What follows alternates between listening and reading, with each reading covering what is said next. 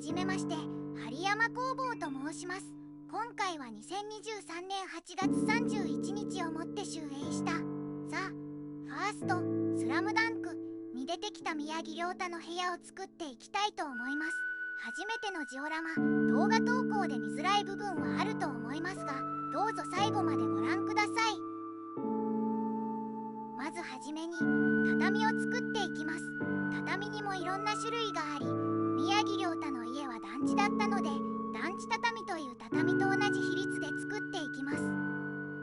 映画で見た感じ、宮城亮太の部屋は6畳だと推定し、6枚作っていきます。畳表は本物を使っていきます。今回使用したのは通常の畳より目が細かい目石表という種類を使っていきます。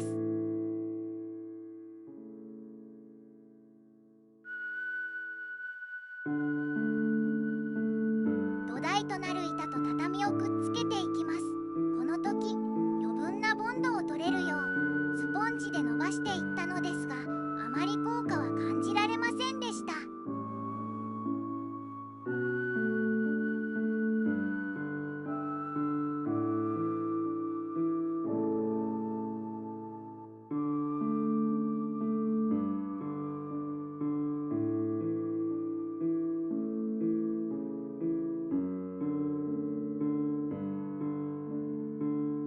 はみ出た部分をカッターで切っていきます。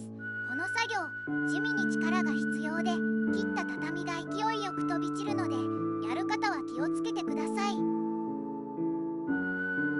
はみ出た部分を後ろでくっつけます。横の面と違い、こっちの面は畳へりがないので、切ってしまうと断面が丸見えになってしまうので、切ってはいけません。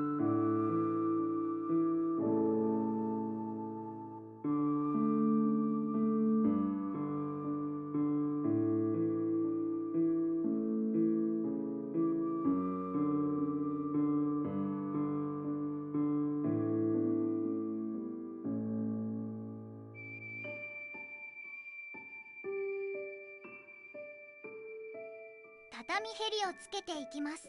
今回使用するのは緑のマスキングテープ。これを横に貼り付けるだけ。お手軽です。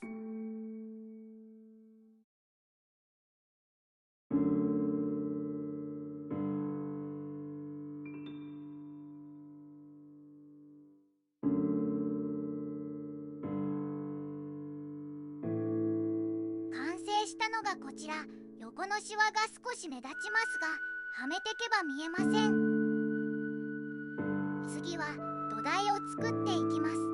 畳6畳がはめれるよう方に約1センチの枠をくっつけます。ここが壁が立つところです。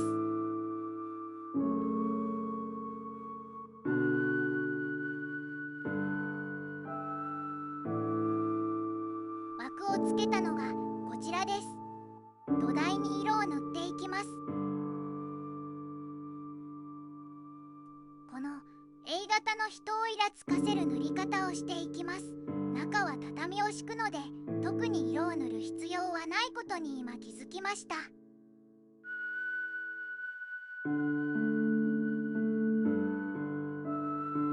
無意味な時間です。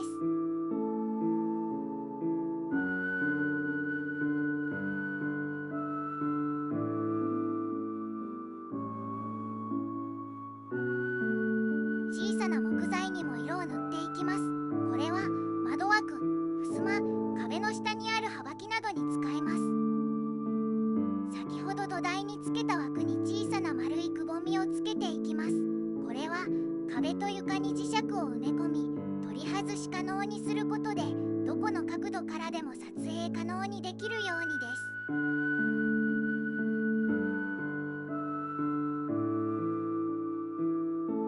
糊を垂らし、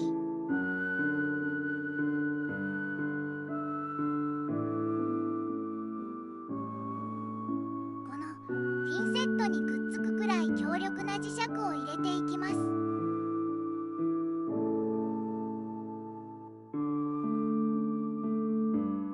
完成したのがこちら。壁の磁石の場所と合わせながら作ります。次は襖作りです。引き手の部分を少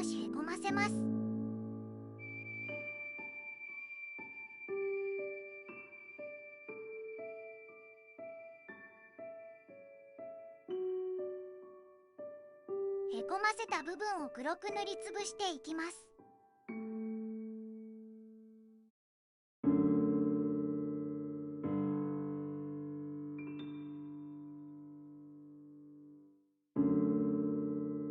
次に出っ張ってる部分をこの筒状のプラで再現していきます。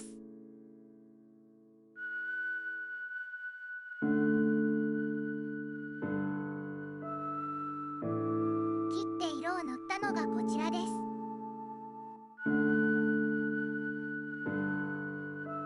両面テープを貼っていきます。この時横幅が分厚い両面テープの方が時短で便利です。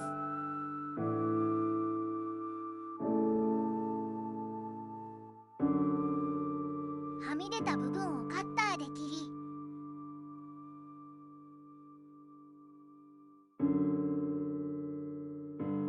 引き手の部分はカットしていきます。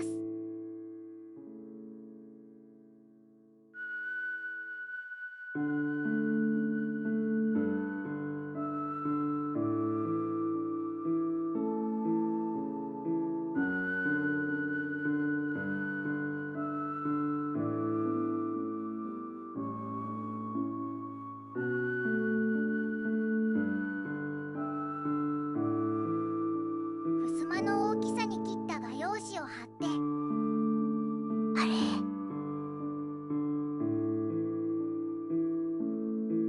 画用紙も引き手の部分を切り、そこに先ほど作った丸をはめていきます。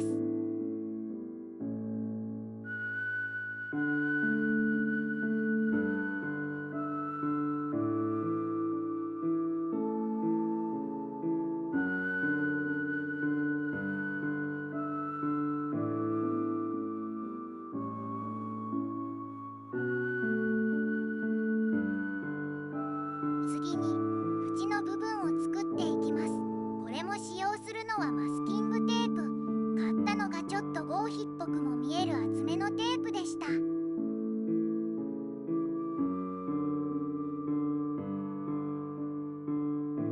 今作っている襖は部屋を出入りする襖で、裏表どっちからも綺麗に見えるよう作っていきます。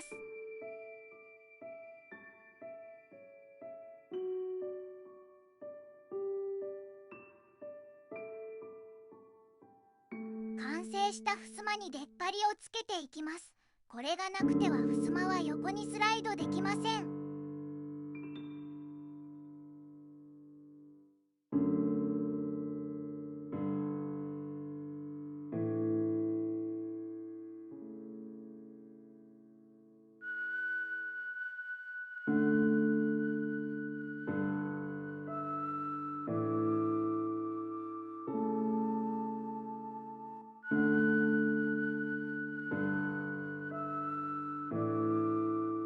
出来てにっこり。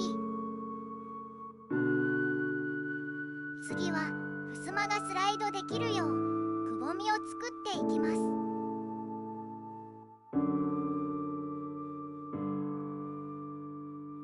先ほど切った板と襖と同じ高さの板をくっつけていきます。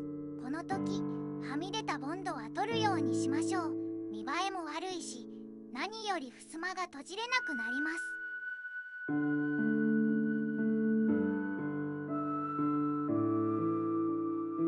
この字に固定した板と襖を合わせていきます。今作っているのは押し入れの襖。正直左右どっちが前だったか忘れてしまったので勘でやってます。襖を溝に合わせたら蓋をするように上も溝を合わせてくっつけ、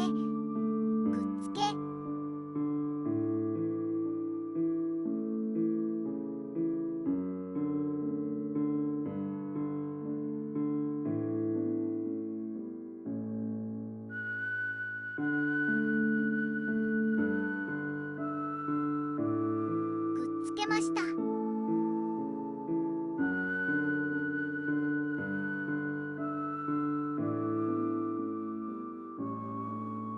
窓ガラスを作っていきます。亮太の部屋にあったのはおそらくすりガラスだと思うので、今回はそれをボンドで表現してみたいと思います。切ったプラ板の上にボンドを垂らし、スポンジではたき、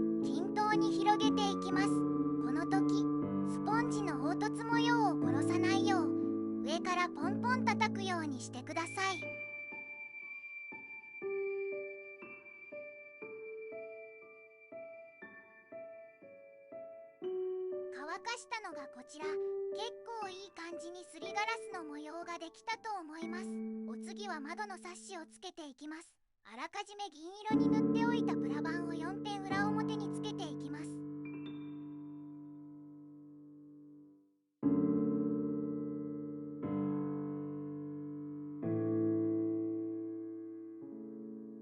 この時裏面の上下の部分だけ少し飛び出す形にしています。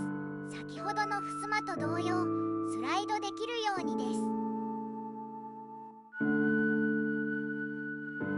窓枠と一緒に組み立てたのがこちら。このままでも十分良いのですが、ベニヤ板の断面が少し気になる。なのでベニヤ板の表面を薄く剥いだ皮を断面に貼っていきます。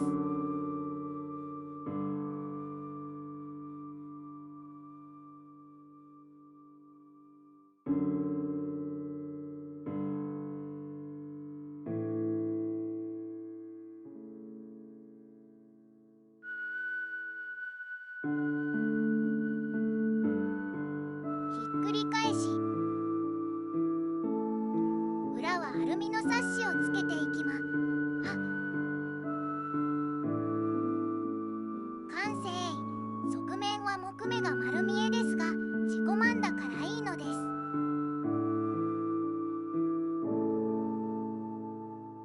窓に手すりをつけていきます。ここにしてようやくプラ板は固定してから色塗りをした方が良いというのに気がつきました。糊に塗料がにじまず快適です。なので手すりの組み立て、色塗りは全カットです。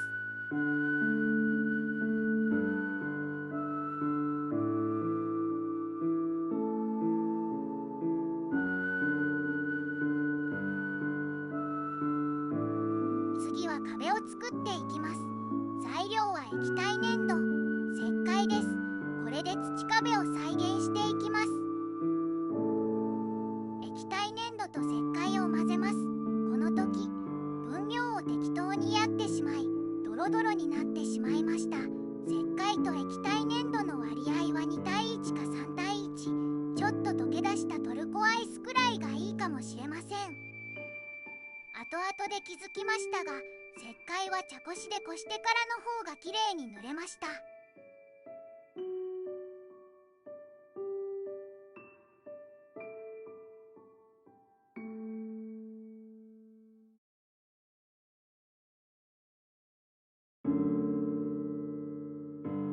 このくらいの硬さです。混ぜるのに夢中になってカメラの存在を忘れていました。見にくくてすみません。色は黒とちょっとだけ緑を足してみました。壁の大きさに切った発泡スチロールにのせて伸ばしていきます。この時のためだけに買ったパレットナイフ、伸ばしていくのがこれなんとも楽しい。